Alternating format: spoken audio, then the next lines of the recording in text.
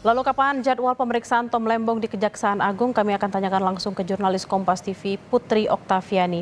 Okta, sejak kapan Kejaksaan Agung menyidik perkara ini dan kapan Kejaksaan Agung akan memeriksa Tom Lembong? Lalu apa saja bukti yang menguatkan Tom Lembong jadi tersangka? Ya, selamat siang Bella dan juga saudara, tentu masih kita pantau bersama kapan nantinya Kejaksaan Agung akan melakukan pemeriksaan terhadap Tom Lembong setelah sebelumnya ia ditetapkan jadi tersangka dan saat ini juga sudah ditahan. Sebelumnya saudara, Tom Lembong diketahui ditetapkan sebagai tersangka dalam kasus dugaan penyalahgunaan impor gula tahun 2015 dan disebutkan bahwa penetapan tersangka terhadap Tom Lembong ini dilakukan setelah memeriksa sekitar 90 saksi. Tom Lembong diketahui sudah diperiksa sebanyak 3 kali sebelum akhirnya ia ditetapkan sebagai tersangka. Nah, Tom Lembong ini juga dijerat bersama dengan Charles Sitorus atau CS, Direktur Pengembangan Bisnis PT Perusahaan Perdagangan Indonesia tahun 2015-2016.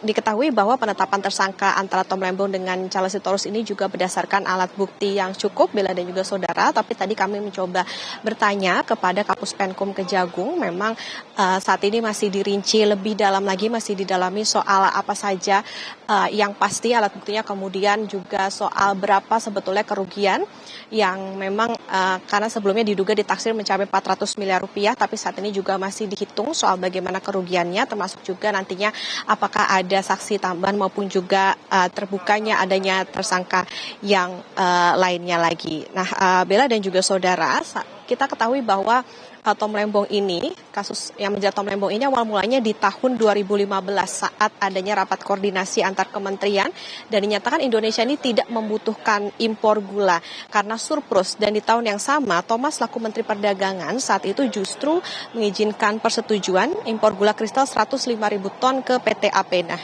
gula kristal itulah yang nantinya akan diolah menjadi gula kristal putih.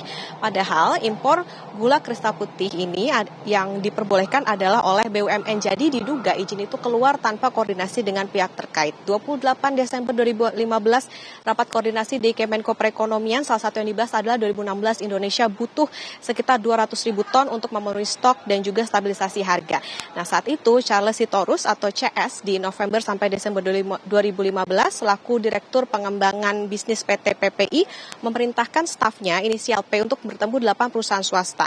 Nah, 8 perusahaan swasta inilah yang seharusnya ini yang melakukan impor gula ini adalah BUMN begitu. Nah, setelah 8 perusahaan swasta ini melakukan impor dan diolah menjadi gula kristal putih, seolah-olah PT PP ini membeli gula dan diedarkan ke masyarakat. Tapi sebetulnya ini dilakukan atau dijual oleh perusahaan swasta ke pasaran. Harganya di atas harga eceran tertinggi yang di 13.000 tapi dijual 16.000. Nah, dari praktek tersebut diduga PT PPI mendapatkan fee sebesar Rp105 per kilogram dan kerugian keuangan negara diduga mencapai Rp400 miliar.